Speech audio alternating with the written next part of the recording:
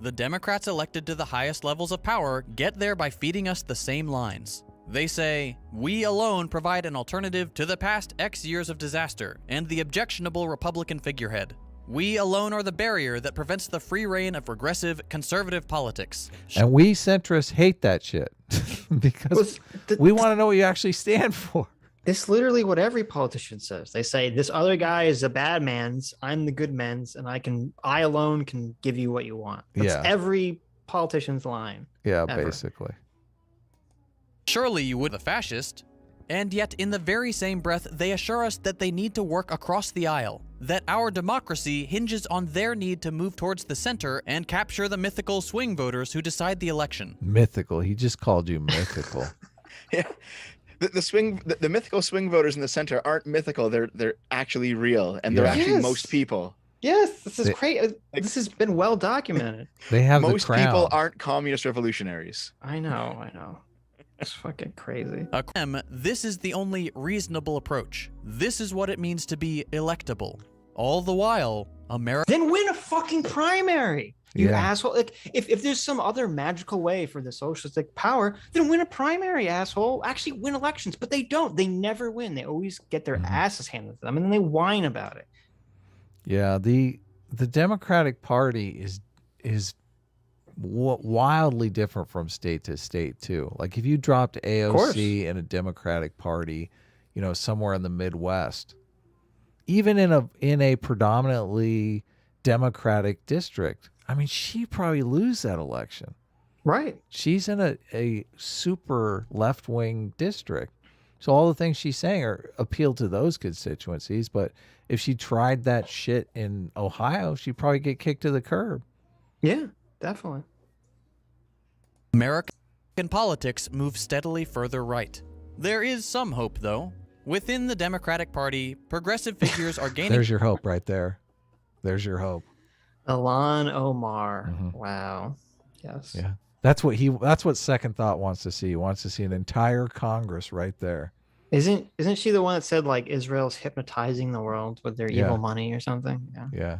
That's what Wait, she said evil money. Yes. She said both. She said they hypnotized the world.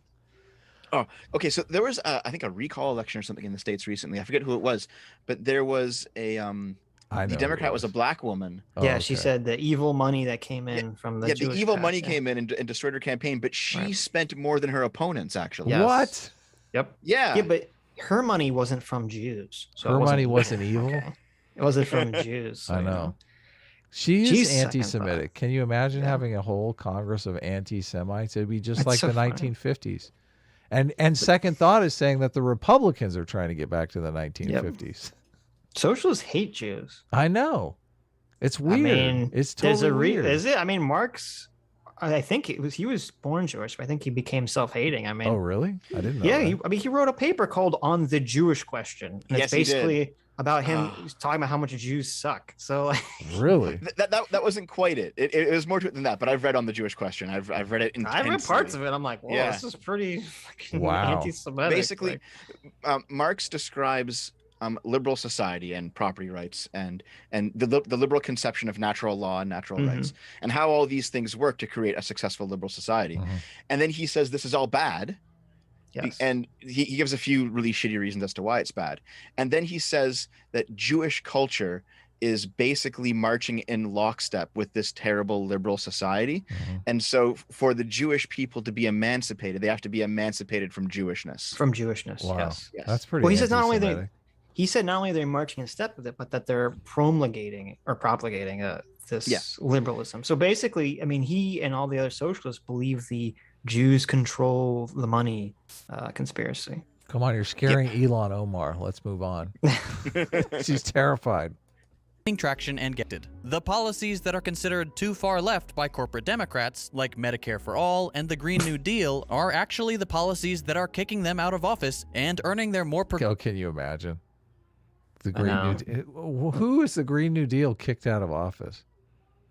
Who are these super progressive socialists that are primarying all the Democrats? Can you imagine? These people would be shaking in their boots if they could get the like a vote on the Green New Deal. I know. None of them want to see a vote on the Green New Deal. No. And it's funny because the future of clean energy is probably going to be nuclear. It's not going to be like fucking windmills or anything like that. And see, as somebody who's from outside the States, does the Green New Deal include any nuclear energy? Probably not. I'm trying to remember. I have no idea. I've never looked at it. Because if it doesn't, it's a fucking joke. I only heard the laughter heard around the world when the Green New Deal came out, but that was before I was into MMT. So, and then when I read that AOC is an economist and that she understands MMT, I was like, oh, now it all makes perfect sense. I've still got to hear your MMT rant someday, Adam. I don't have a rant. I have a perfectly logical, reasoned argument. It's other people that are ranting at me. That's true. That's true. I still got to hear it someday, though, because I'm kind of curious what you have to say about it. But it is true. We triggered the entire chat when we talked about raising the debt ceiling. Nobody wanted to raise the debt ceiling. Yeah. So I've seen this is the problem. I type in Green New Deal, nuclear power, and you get articles that say Green New Deal sucks and they don't want nuclear power. And then there's other articles that say Green New Deal leaves the door open on nuclear power. So I don't know. I just think the practical reality of it is going to force nuclear power eventually. Oh, I agree. Because I agree. Like wind and water and solar work to a degree, but you're going to need nuclear. It's just how it is. Democrats are turning around on nuclear, so maybe we'll make some headway. Everyone is. They're starting to realize it's the way to go. Counterparts a spot at the table. That being said, progressive politicians regularly find themselves. She's so hot. Look at that. Oh my God. So pissed off. So angry. Look. Oh my God. Are you serious? Just imagine an immigrant under that beating that she's doing. Look, she's whipping. She's whipping an immigrant, guys. Adam, do you have like a secret stash of AOC deepfakes? Oh, it's not secret. It's very public.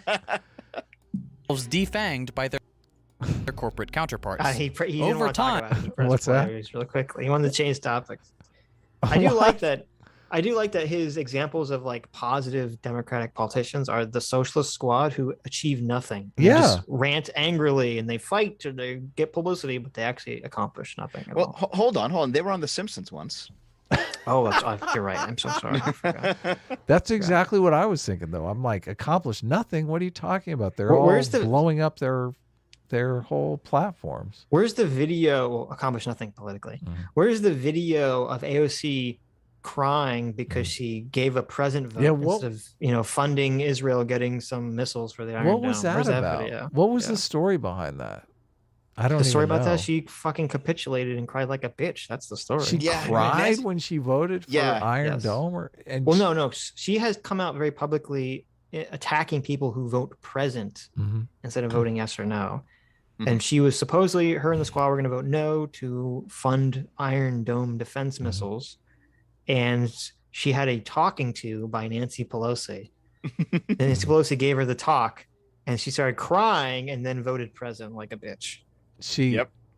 Nancy Pelosi gave her a talk to vote present. I mean, present's not helpful. I don't know what she voted. I don't know what she told her to vote. She told her to vote for it. Yeah, probably. Yeah. But she voted present. She cried. This hurts me more than it hurts you, Nancy. I wonder what she said to her. Why Septicon Sushi putting a horse emoji in the chat? I'm curious. Maybe he's on ivermectin. Because AOC looks like a horse. That's why. Oh, is that the thing? Yes. Does she? I don't know about that. That's they say that line, isn't it? They say that about Julia Roberts too, but I mean, maybe I just have a thing. Maybe it's just horse girls. I don't have much respect for AOC, and I completely disagree with a lot of things she says. But if she stood her ground and voted no, I'd actually respect her. At least for standing up for what she believes in, even though I don't believe in it. But she's just a cuck in the end. She is one of those everyone is racist. Like she's completely racist against white people, and that just bugs the shit out of me. So I could not. Yeah. Like she's a racist piece of shit. I mean, she's hot, but she's still a racist piece of shit. So I mean that takes a lot out. Takes a lot out of it. Listen. Her husband is white as can be, but she's racist against white people. So. Well, that's usually how it, comes about, right? Well, no, they say that. They actually say that because a lot of guys will be like, I'm married to a Latino, and people say, oh, you can still be racist and married to someone of a different race. Mm-hmm. Yeah. So I guess it works. I guess you can throw that on AOC then.